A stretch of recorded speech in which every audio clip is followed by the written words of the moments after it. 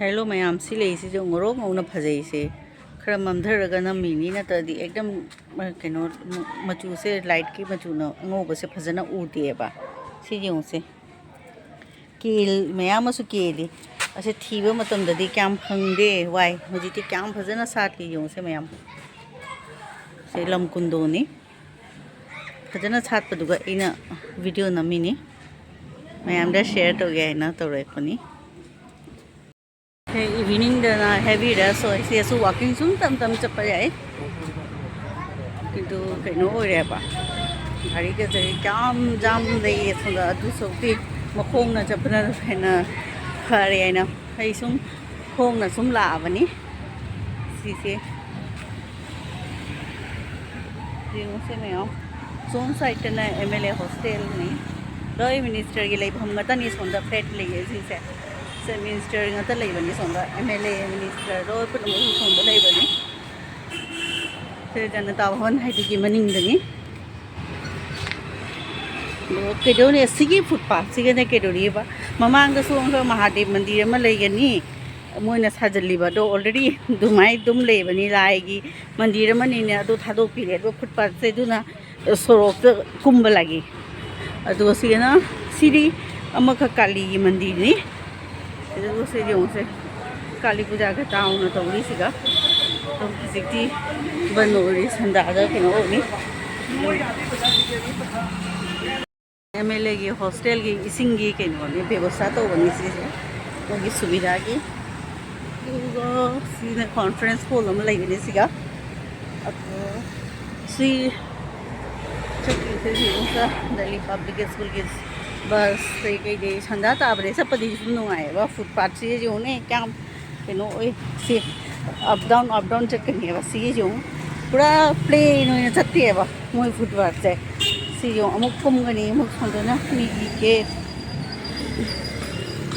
Congress committee की block के office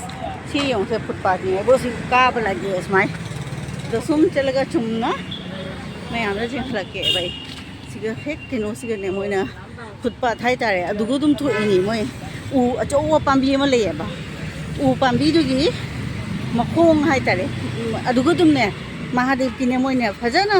हानदी only उ पांबी मखोंग दुम महादेव खर सुम मयामना पूजा तोरी चथोसिंग तो पंडित अमदी सुम लेयबा अदुदो पेदोरिबा मोयना हुजिकने से येउ से ग्लास की तोरे से फुटपाथ ने बजे से मयाम फुटपाथ से मोइना कवर तो है से मंदिर एरिया है चिंग्रे तो सी मंदिर साग्रे से इसे गाड़ी ले सोने जिंग लगे से दान पत्र का तो से सीट मंदिर से ऑलरेडी तौरे सिना इलेक्ट्रिसिटी बोर्ड अदुगा नुंगाइबा बड़ी ने हाइबीरके मैम दा सी ऑफिस से क्या मल्ले से हान दिने सिगा मी त जामना तिल्लियाबा केनोगे इलेक्ट्रिसिटी बिल का पीनबगे बट हुजिकती के जोरे लोय मोबाइल से ओइनरबनी ने सिगमी के जो पुंग मरी फाइसे अमता लेते Assam power distribution sub division office से करंट की इलेक्ट्रिसिटी बिल का पीब लागनरी निसी ऑफिस से मुझे मी का अमता लेते सिगा हाना दे एकदम पुंग अयुक्ते जिना पुंग मरी स्वाइबो मी अता तिन्नने लेमनी हुजिक ने मोबाइल से थोड़क पदे लोय ऑनलाइन पेमेंट तो न रहेबा सिने ई मैं अब व्यू से जिंग हनिंग तो बनी अदुगा कइनो से बस इलेक्ट्रिसिटी बस से अदुगा खोई की पांगन की ने असिगे चाउना खकले या खोई से लास्ट गेट ने बस हाटीगांव चप्पल लंबी दने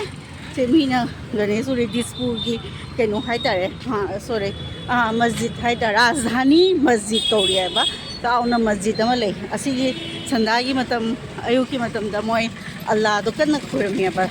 असिगे खोई युम दो ना अबनी ने अल्लाह खुरम का लोय ताएबा सी दो सिने मस्जिद मोगी दी ग्रीन कलर से लो पिन मफम द सेम कलर दु मोहेबा मस्जिद की जो सी उसे सिने राजधानी मस्जिद है तो सी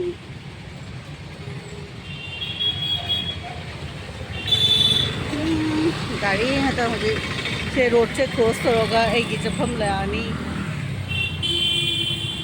जाम अभी नहीं से सी की मतम अयुक की मतम से खितंग वो खाली रह गया गाड़ी स्टैंड एकदम ꯑꯩꯁꯨ ꯂꯥꯟꯍꯧꯔꯦ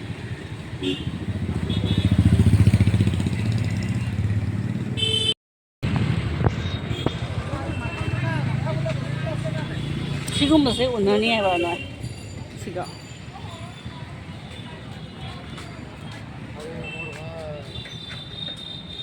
시금 펌펌 레이네 봐 시니 뷰 मैम अमरुदुद्ध मखटले प्रिंटिंग प्रेस सिना ब्लू मून गेस्ट हाउस में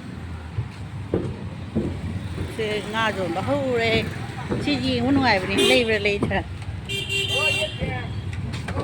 nga fresh nga hoji thunda do ha 10 mon 30 euros 10 mon to 30 euros le la ये मीना सी के से बॉक्स में पोते था वो करना रही थी बॉक्स से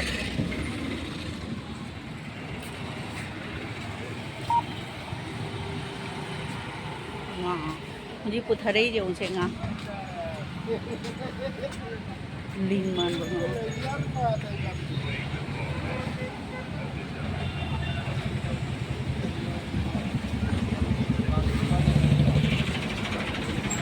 ये सारा वही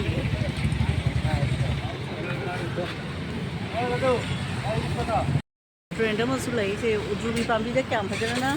लाइट फिटिंग तो हो ना जो से सी में सीनी मम्बगी संदागी व्यू है जो से फजर बनी सी से पूरा से हुजी बमझला बनी से पुंग मरी मखाई दे तो मम्मे कोई सीगा गुवाहाटी द पुंग मरी मखाई दे रम्मे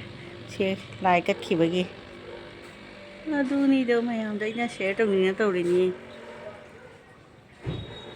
वाओ फजबनी से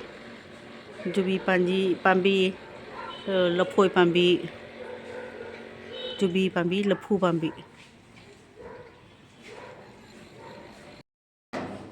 से फजबनी से संदा से सिनी लमकुंदो ए हंजन हंजन जिंग लेरे सिना मम्मगा संदा ना जेओ पूरा अजीब मानद्रे यूं से मैम